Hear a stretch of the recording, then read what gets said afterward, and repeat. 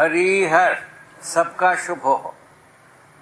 मैं अपने बंधुओं के बीच में अपने को पा करके प्रसन्नता का अनुभव करता। पहले बार प्रसन्नता का उद्गार यही है, आप हम सब बहुत अच्छी ढंग से जीना चाहते, सभी ये जितने भी हम प्रस्तुत पर हैं हुए हैं सब ऐसा चाहते हैं, हम बहुत अच्छे ढंग से जीना चाहते हैं। अच्छा ढंग का क्या चीज है उसके बारे में थोड़ा सा शोध करना विभिन्न प्रकार के आयु वर्ग में होते आया, अभी तक होते ही आया। बहुत सारे लोगों ने निष्कर्ष निकालने की भी कोशिश किया, बहुत लोगों ने प्रतितर्क प्रस्तुत करने के भी प्रस्तुत किया। दोनों विधि से बहुत सारा सोच विचार हुआ। सोच विचार होने के बाद भी तो धरती पर आदमी का जो स्वरूप को देखा जाए तो पता लगता है, तीन नाम दिया जा सकता है। एक ज्ञानी होते हैं, एक ज्ञानी मानते हैं, कोई अज्ञानी मानते हैं, कोई विज्ञानी मानते हैं। ऐसा तीन प्रकार के आदमी जात को पहचाना जा सकता है। किसी कोई अज्ञानी मानते हैं, वो भी किसी आयु के बाद अपने को ज्ञानी मान लेता है। ज्ञानी तो कुछ पहले से मानते होंगे, किंतु अज्ञानी भी किसी आयु वर्ग के बाद अपने को ज्ञानी मान ही लेता है। इसी प्रकार विज्ञानी तो पहले से ही माने हुए हैं। इस तरह से तीनों मिलकर के जो कुछ भी किया अच्छा मान करके ही किया। आज तक कुछ भी किया अच्छा मान के किया। उसका फल परिणाम जो है ना, अच्छा हुआ या नहीं हुआ, उसके बारे में सोचने जाते हैं, पता लगता है कुछ अच्छा भी हुआ है, कुछ बुरा भी हुआ, ऐसा माना है। तो क्या बुरा क्या हुआ, पता लगा धरती बीमार हो गई, मानव में दूरियां बढ़ गई, जैसा पीढ़ी से पीढ़ी में दूरी बढ़ गई। तो उसके बाद जो ना तीसरा हुआ, हमारा जो प्रवृत्तियां जो है सुविधा संग्रह में लिप्त हो गए।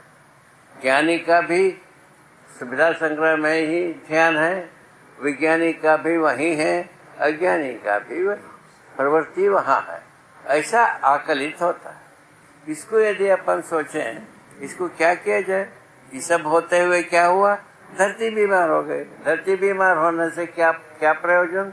प्रयोजन यही, आगे पीढ़ी कहाँ रहेगा, ये प्रश्न आता है।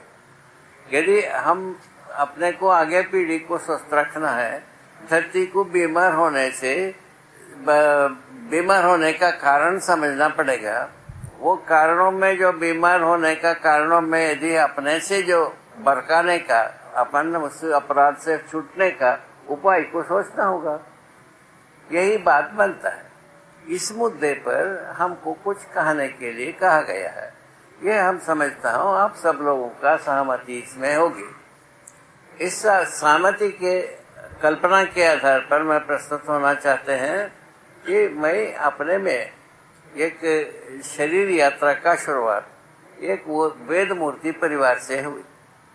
जो हमारे पूर्वज सब वेद मूर्ति रहे, तो उन परिवार में होने के फलस्वरूप हमारा पलने से ही वेद, उपनिषद और वेदांत को ही सुनते रहे। पलने से वो सब हो सुनते सुनते स्वाभाविक है, कुछ तो स्वीकृति होती है, कुछ अस्वीकृति होती है, सब में होता ही है। ऐसे ही मुझ में भी होगा। होते होते अंततोगत्वा हम वेद विचार के बारे में अच्छी तरह से समझने की एक बार प्रयत्न किए। ये हमारा रहा होगा 12 वर्ष की आयु। 12 वर्ष की आयु से वेद विचार की गहराई को समझने की शुरू किया। 22 वर्ष तक निष्कर्ष निकाले। 10 वर्ष में पूरा के पूरा में यह हुआ, वेद विचार क्या कहता है। वेद का सार उपनिषद, 108 उपनिषद, उनका सार बात क्या है वो समझ में आया। उसका सार बात है वेदांत। वेदांत का सार बात क्या है उसको समझा। उसको समझने पर यह पता चला, तो ये वेदांत में ये निष्कर्ष निकलती है, तो ब्रह्म ही सत्य है, ब्रह्म ही ज्ञान है, ब्रह्म ही अनंत, ऐसा कहते हैं भाषा में के रूप में। वो उसके बाद कहते हैं ब्रह्म व्यापक। व्यापक क्या है पूछा, तो उसके लिए क्या कहता है, व्यापक में समाई रहती है। ऐसा कहते। कैसा उसका उदाहरण दिया है, सोना सोने में व्यापक है, चांदी चांदी में व्यापक है, लोहा लोहा में व्यापक है, ऐसा वो कहते हैं। इसमें हमको कुछ समझ में नहीं आया। उसके बाद वो कहते हैं ब्रह्म से जीव जगत पैदा हुआ। जगत पैदा होने के बाद एक उपनिषद में पूरा लिखा हुआ है। उसके बाद जीवित पैदा होने के बारे में लिखा है, ब्रह्म का परछाई माया पर पड़े। वेद का स्वीकृति है माया और ब्रह्म दो चीज होते हैं। माया जो है ना, माया का क्या मतलब है पूछा, शंकराचार्य जी ने उसका व्याख्या दिया है, अघटित घटना पटीयसी, ये नाम ये लिखा है, अघटित घटना पटीयसी, जो घटना कभी घटी ही नहीं है ऐसे घटनाओं को घटित करता है, यही माया है, ऐसा वो कहते हैं। इस प्रकार की भाषा के रूप में हम बहुत सारे सुना, तो वो क्या चीज होगा वो हमको पता नहीं लगा। अंत तो गत्वा ये हुई, तो ब्रह्म ही से ही जीव पैदा हुआ और पैदा प्रकट हुआ या पैदा हुआ लिखते हैं, और जगत भी पैदा हुआ। जगत के बारे में वह कहते हैं कि पंचभूतों को जगत कहते हैं। सर्वप्रथम आकाश तत्व को एक तत्व मानते हैं। ब्रह्म से आकाश पैदा हुआ, आकाश से वायु पैदा हुआ, वायु से अग्नि पैदा हुआ, अग्नि से जल पैदा हुआ, जल से पृथ्वी पैदा हुआ। ऐसा ये पंच तत्वों को बताते मान लिया, इसमें भी कोई किसी का तकलीफ नहीं रहा। उसके बाद वो कहते हैं ब्रह्म का परछाई पड़ने से माया पर जीवों का उत्पत्ति हुई, अनंत जीवों का। अनंत जीवों का मतलब है कीड़ा मकोड़ा सब हो सकता है या नहीं भी हो सकता है, जो कुछ भी हो उसमें कोई व्याख्या नहीं है। तो अनंत जीवों का उत्पत्ति हुई। अनंत जीवों का उत्पत्ति होने का ब्रह्म ही वह उनके आत्मा में, आत्मा के रूप में, जीवों के आत्मा के रूप में बैठ गए, ऐसा लिखा हुआ। उसके बाद एक बार जो शास्त्रज्ञ और ब्रह्मवादी इन दोनों के बीच में एक संवाद हुई। वो जनक के समय में एक राजा जनक की बात कहते हैं, जो सीता जी का पिताजी माना जाता है। उनके समय में तो याज्ञवल्क्य जी के द्वारा एक ब्रह्म विद्या शिविर लगती है, उसका संवाद बताएं। उस संवाद में कहा है, तो सर्वप्रथम याज्ञवल्क्य जी ब्रह्म से ही सारा संसार पैदा हुआ है, ब्रह्म में विलय हो जाएगी, ऐसा उन्होंने बताया। होता होगा, क्या तकलीफ है, कोई आपत्ति नहीं, ब्रह्म ही परम सत्य है। हाँ ठीक है, सत्य है, क्या तकलीफ है। तो सत्य को समझना मुश्किल है, भाषा सुनना बहुत सुलभ है। ऐसा बात उस समय की बात चली। उसके बाद जो सत्य ज्ञानम अनंतम ब्रह्म है, इसको प्रतिपादित किया तो उन्होंने कहा कोई आपत्ति नहीं। उसके बाद जीवों के हृदय में आत्मा के रूप में बैठ गए, बताया तो यह जो शास्त्रज्ञों ने पूछा, तो ये बाबा तुमने कहा था भाग विभाग नहीं होता है, तो जीवों के हृदय में बैठा है तो भाग विभाग हो गया, ऐसा आप शब्द के रूप में ऐसे ही तो बोध होता है, ऐसा कहा। तो उन्होंने कहा कि तुम लोग नास्तिक हो, ये तीन हो, और शाप दे दूंगा कहा। उसके बाद याज्ञवल्क्य जी से उन्होंने माफी मांगा, कहो शाप से क्या होता है। उससे याज्ञवल्क्य जी ने उनको बताया तुम्हारा खोपड़ी फूट जाएगी। तो इतनी ही बात है, हमको सोच लेते हैं खोपड़ी पड़वाना है कि नहीं पड़वाना, थोड़ा सा समय के बाद बताएंगे। उसके बाद 1-2 घंटे के बाद जब मिलते हैं तब बताया बाबा तुम्हारे बात में हमारा शंका सब समाप्त हो गया। वो भाषा में लिखा है, याज्ञवल्क्य जी बोलते हैं, जैसा बरसात में मेढक जैसा टरर मरर करता है, अभी तक तुम ऐसा करते रहे, तुम्हारा शंका काहे को चले गए, ऐसा पूछा। तो वहाँ शास्त्रज्ञों ने कहा है कि भाई तुमसे सिद्ध को पड़वाना नहीं है, इसीलिए सब शंका समाप्त हो गई, ऐसा लिखा है। तो अंत में उस अभियान का नाम, अभियान का अंतिम अक्षर में लिखा है, शेषम कोपेण पूरयेत। जो अंत इस बात से हुई, नाराजगी से ये अभियान पूरा हुआ, ऐसा लिखा है। तो इसमें आप क्या निष्कर्ष निकालेंगे हमको समझ में नहीं आया। उसके बाद ये बात आई तो उसके बाद तीसरा लाइन में लिखा है ब्रह्म सत्य जगत मिथ्या। जीव जगत ब्रह्म से पैदा हुआ और जगत जो पैदा होते हुए ब्रह्म सत्य होगा, जगत मिथ्या हो गया। तो अभी वट का झाड़, ये जो बैठा हुआ है झाड़, सब पौधा, फल, फूल, किसी का भी बीज डालते हैं वही होते हैं। तो ये ब्रह्म से पैदा हुआ मिथ्या कैसा हो गया, मिथ्या कैसा हो गया? ये हमारा प्रश्न का आधार है। वेदांत पर प्रश्न का आधार ये है। इस आधार पर हम तत्कालीन विद्वानों से, वेद मूर्तियों से, वेदज्ञों से, विशेषज्ञों से सबसे पूछ लिया, कोई उत्तर नहीं मिला। अंततोगत्वा रमण महर्षि जी नाम की एक संत थे उस समय में, उनसे मिला। उन्होंने ये बताया इसका उत्तर तो समाधि में मिलेगी, वो कोई आदमी नहीं बताएगा तुमको, ये बताया। उसके आधार पर शास्त्रों में भी ये लिखा है यदि अज्ञात को ज्ञात करना हो तो समाधि, ऐसा बताया। तो तब तक हम कई लोगों को समाधि इनको हो गया, उनको हो गया, ऐसा भी सुनते रहे। ऐसे लोगों के पास भी गए, वो कोई उत्तर नहीं मिला। उसके उत्तर नहीं मिला तो समाधि में उत्तर नहीं मिला तो क्या होगा? समाधि हुआ माना जाए कि नहीं माना जाए, ये प्रश्न आने लगे। उस अंततोगत्वा एक सोच लिया, रमण महर्षि जब बोले ये उनको हमारे परिवार अत्यंत सम्मान देता रहा। उसके आधार पर मैंने सोचा ठीक होगा, ये ठीक होगा, तरी लेते हैं, एक बार ये शरीर यात्रा को इसमें अर्पित करके देखते हैं। ऐसा सोच करके एक एकांत स्थल के रूप में अमरकंटक को पहचाना। हम वहां आकर के समाधि के लिए प्रयत्न किया। संयोग से हम सफल हो गए। इसको संयोग ही मानूंगा हम, कोई व्यवस्थित विधि कुछ नहीं उसमें समाधि के लिए। तो यदि हमको समाधि का अनुभव हुआ है, यदि कोई पूछेगा हमको समाधि होगा कि नहीं होगा, हम नहीं बता सकते, इसको नहीं बता सकते किसी को। ईमानदारी से तो हम यही कहेंगे। इस प्रकार की स्थिति में आ गए तो तब जो है ना, इसको क्या किया जाए? जब हमको ज्ञान हुआ, समझदारी हुई, समझदारी क्या हुआ पूछा तो अस्तित्व कैसा है ये समझ में आया। मूल में जो अभी तक अपने को अस्तित्व के बारे में कह रहे हैं वैसा नहीं है।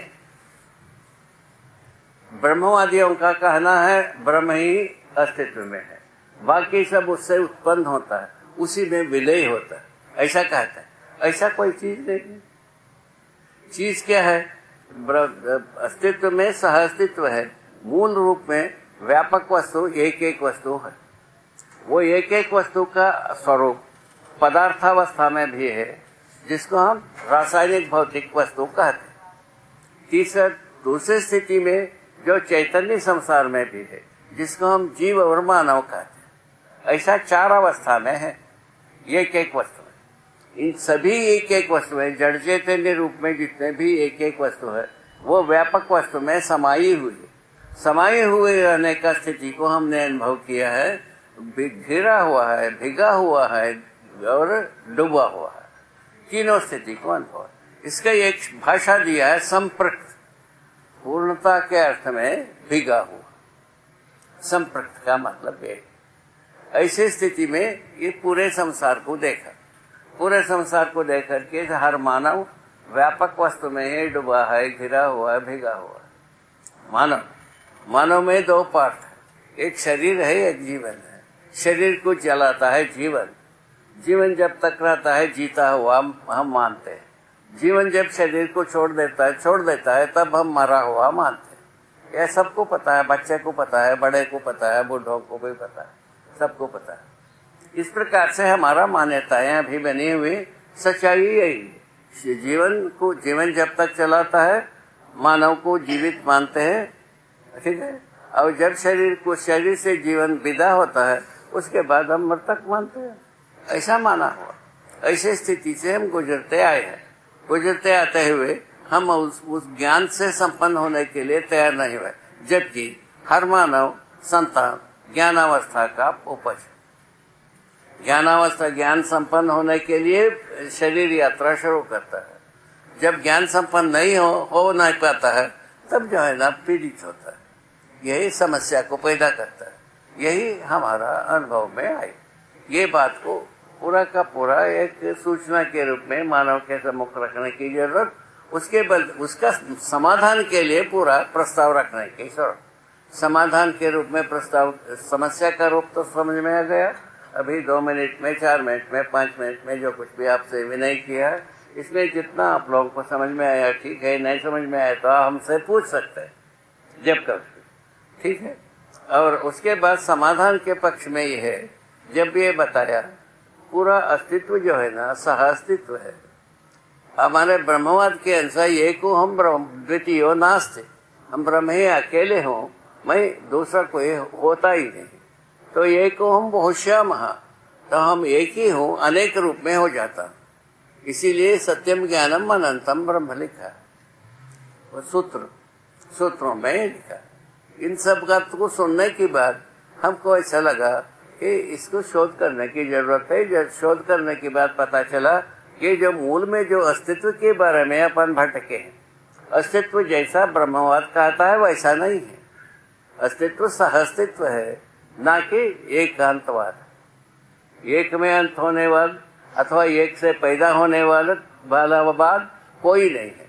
अस्तित्व सहअस्तित्व है। सहअस्तित्व नित्य प्रकटनशील है, नित्य प्रकट होता रहता है। इससे कैसे प्रकट होता है पूछे तो व्यापक वस्तु स्वयं में निरपेक्ष ऊर्जा के रूप में है। तो जितने भी पदार्थावस्था प्राणावस्था है, उन अवस्थाओं में ऊर्जा के रूप में है। उसके आधार पर कार्य ऊर्जा को पैदा करता है। हर एक ऊर्जा संपन्न है, कार्य करने के आधार पर कार्य ऊर्जा संपन्न होता है, पैदा करता है। इस ढंग से जो पदार्थावस्था से लेकर प्राणावस्था, जीवावस्था, ज्ञानावस्था तक की परमाणु रूप में तो क्रिया श्रम गति परिणाम नाम की चीज होती है, जिनके परिणामस्वरूप शब्द होता है, ऊष्मा होता है, विद्युत होता है। इन तीनों प्रकार की ऊर्जा को तैयार करता है हर एक परमाणु से ही व्यवस्था का स्वरूप शुरू होती है। परमाणु के पहले में भी कोई व्यवस्था नहीं और परमाणु के बाद में मूल व्यवस्था में नहीं है, सम्मिलित व्यवस्था। परमाणु ही मूल व्यवस्था सह अस्तित्व का, ऐसा हमको सब बोध हुआ, समझ में आया। समझ में आने के पश्चात ऐसे जो पदार्थावस्था है वही समृद्ध होकर के, समृद्धि कैसा है तो धरती जैसा बड़े बड़े रचना के स्वरूप में होने के बाद उसमें यौगिक विधि से इन्हीं परमाणु में किसी अनुपात में मिलकर के रासायनिक संसार को शुरू करते हैं। रासायनिक संसार को शुरू करने के मूल में सर्वप्रथम पानी तैयार होता है धरती पर। किसी भी धरती में यदि शुरुआत होती है विकास क्रम तो पानी से होता है। पानी तैयार होने के पश्चात पानी और धरती के योग से अनेक प्रकार की रचनाएं होने लगते हैं।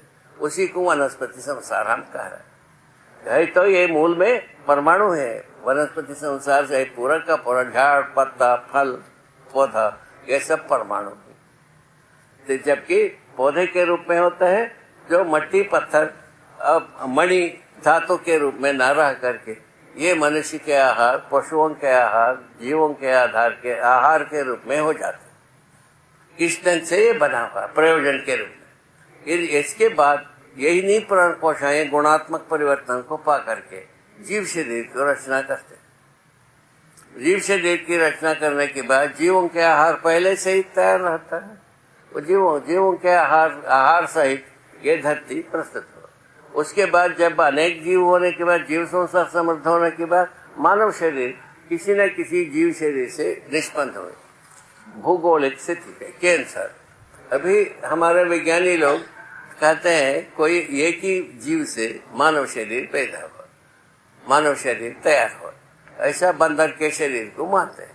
तो हमारा अनुसार ये ऐसा नहीं है। मूल रूप को देखने के बाद हमको ये समझ में आया भौगोलिक स्थिति में किसी जानवर के साथ कई देश काल में दूसरे जानवर के साथ फिर से जानवर के साथ ऐसा एक आदमी का शरीर निर्माण हो, उसका परंपरा होने लगे। परंपरा होते हुए सर्वप्रथम जंगल के संसार में जीव जिया, जंगल में मानव ने जिया, उसके बाद गांव में जिया, उसके बाद शहर में भी जी रहा, शहर की परिकल्पना में जीता। ये कुल मिलाकर के मानव का मानसिकता के रूप में बताया। शहर के रूप में जीते समय में विपदा क्या है, संपदा क्या है, तो सुविधा संग्रह संपदा हो गई। और इसमें जो है ना, काम नहीं करना, धरती को अपराध करना, धरती को तंग करना, धरती को बीमार बनाना, ये कुल मिलाकर के प्रकारांतर से सबके साथ जुड़ा हुआ। जैसा ये अभी ये चल रहा है, ये इसमें जो इलेक्ट्रिसिटी है, ये अपराध का फल है, धरती के साथ किया हुआ अपराध का फल। अपराध धरती के साथ क्या होता है पूछा? खनिज तेल, खनिज कोयला, रेडिएशन पदार्थ, जितने भी विकिरणीय पदार्थ से हम ग्रहण करते हैं, अपहरण करते हैं धरती से, ये धरती के लिए, धरती के साथ अपराध हुआ। फलस्वरूप धरती बीमार हो गई। तो इसका जो ईंधन में प्रयोग करते हैं, ईंधनावशेष स्वयं में, तो ईंधन के रूप में प्रयोग है, दो प्रकार से है। ईंधन का राख एक बनता है, ईंधन का धुआं एक फैलती है, स्वाभाविक है।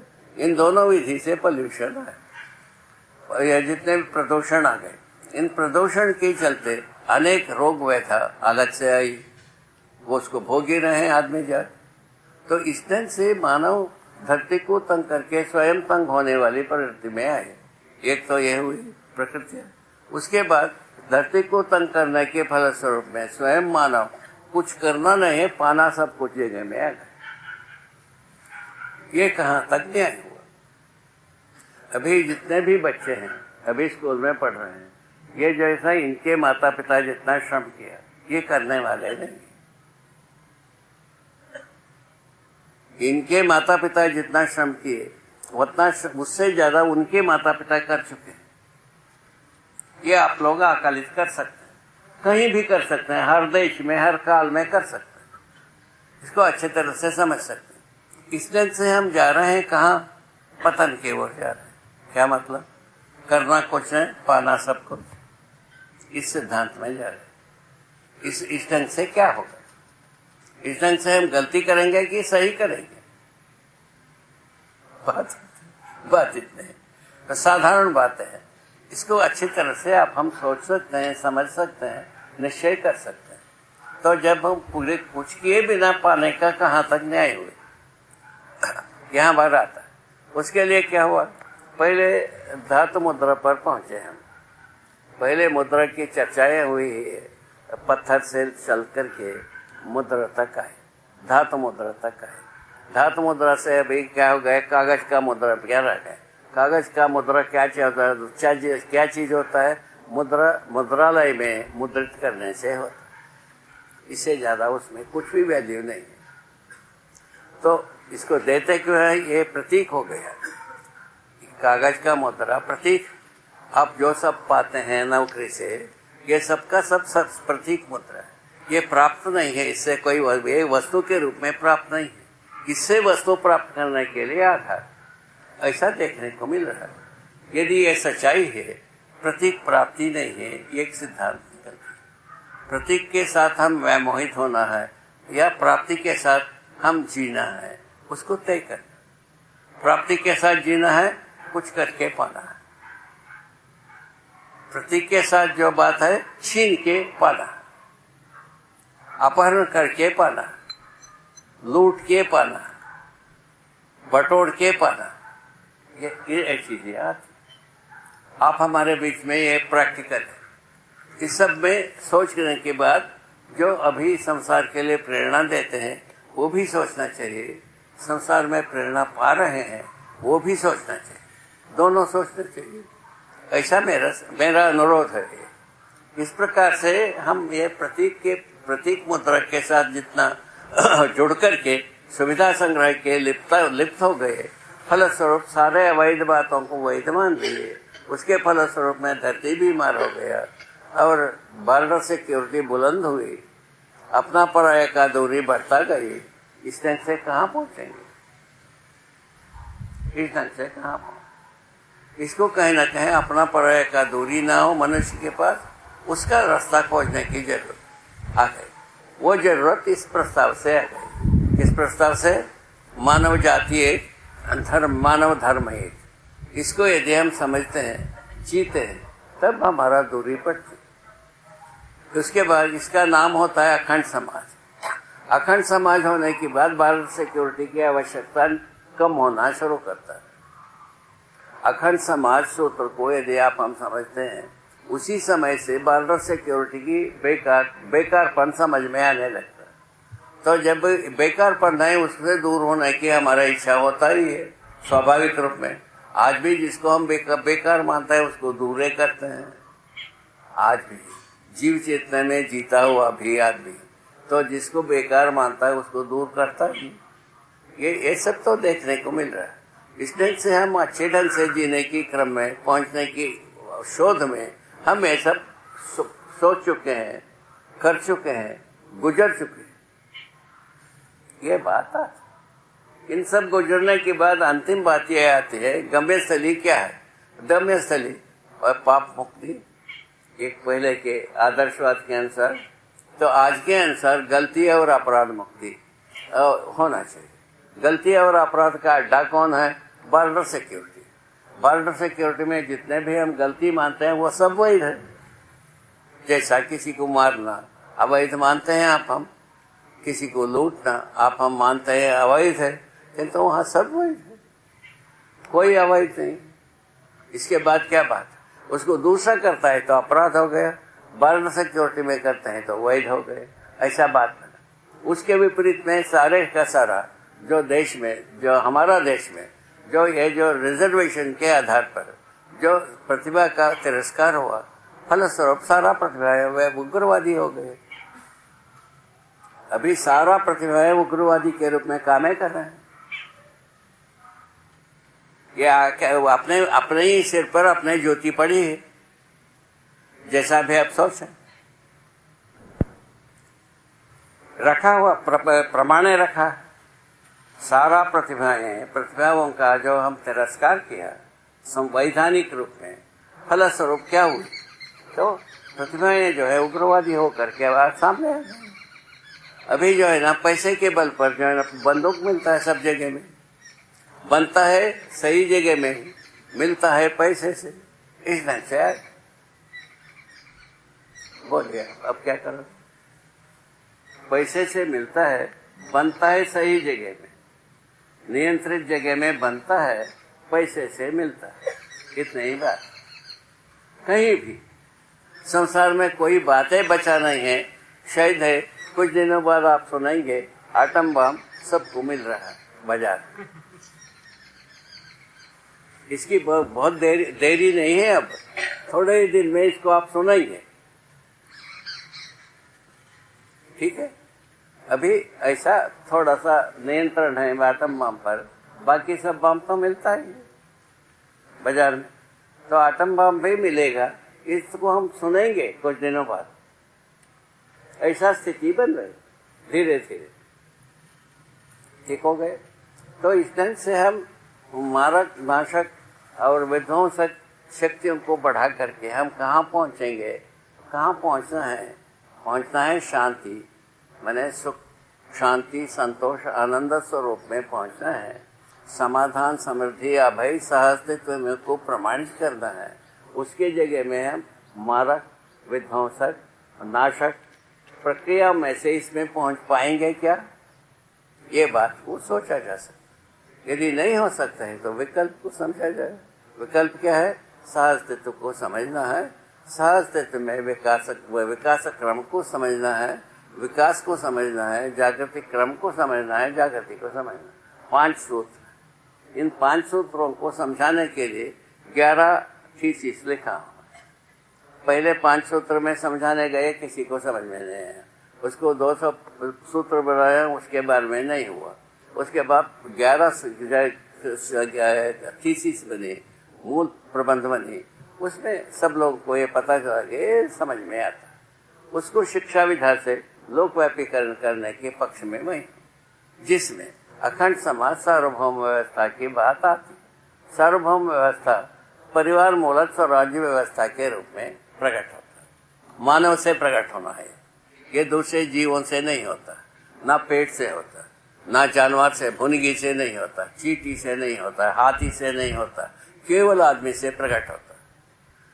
सार्वभौम व्यवस्था जो परिवार मूलक स्वराज्य व्यवस्था के रूप। अभी तक के अपना सोचना था अति बलवान, जो अति बलवान हमारा रक्षा करेगा।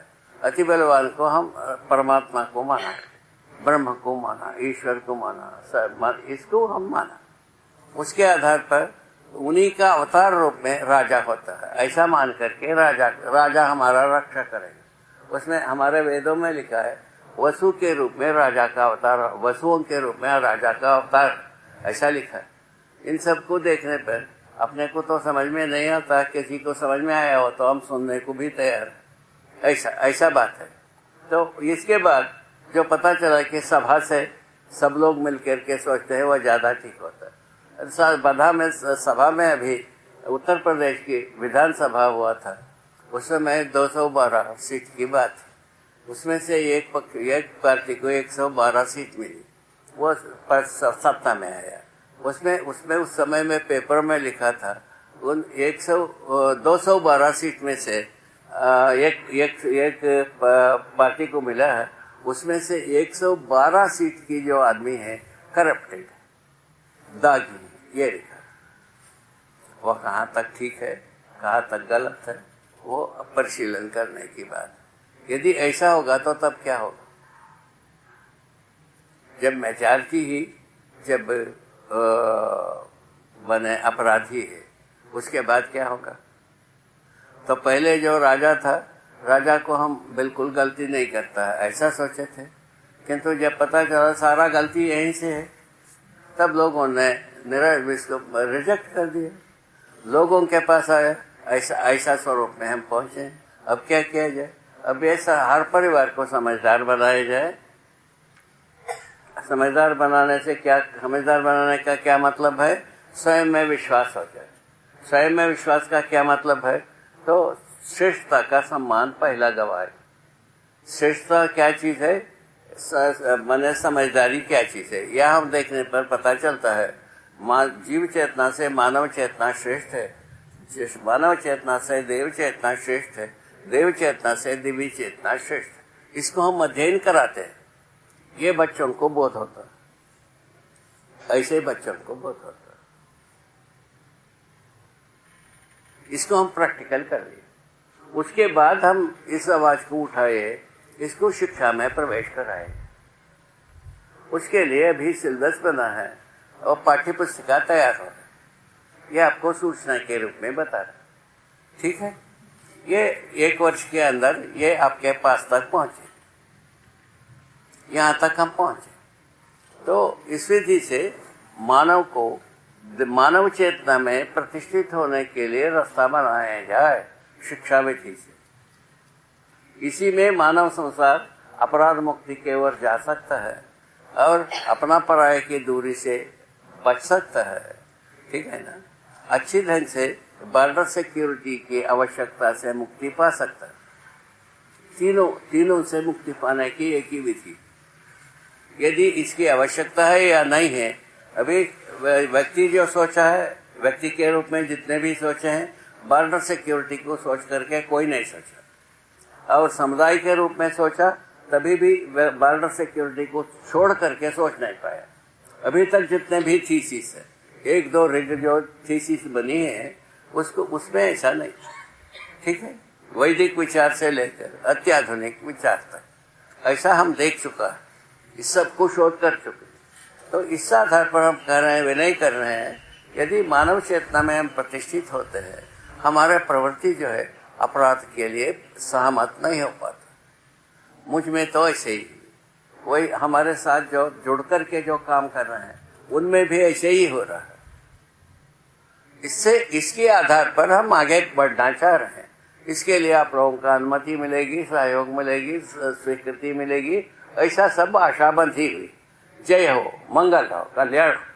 यहाँ अभी रुकते हैं। इसके ऊपर अभी जो जितने भी बात आपसे आपके सम्मुख प्रस्ताव रूप में रखा, इसमें किसी को कोई संदेह हो पूछना हो तो हम उसका समाधान देने के लिए हम बैठा। जय हो।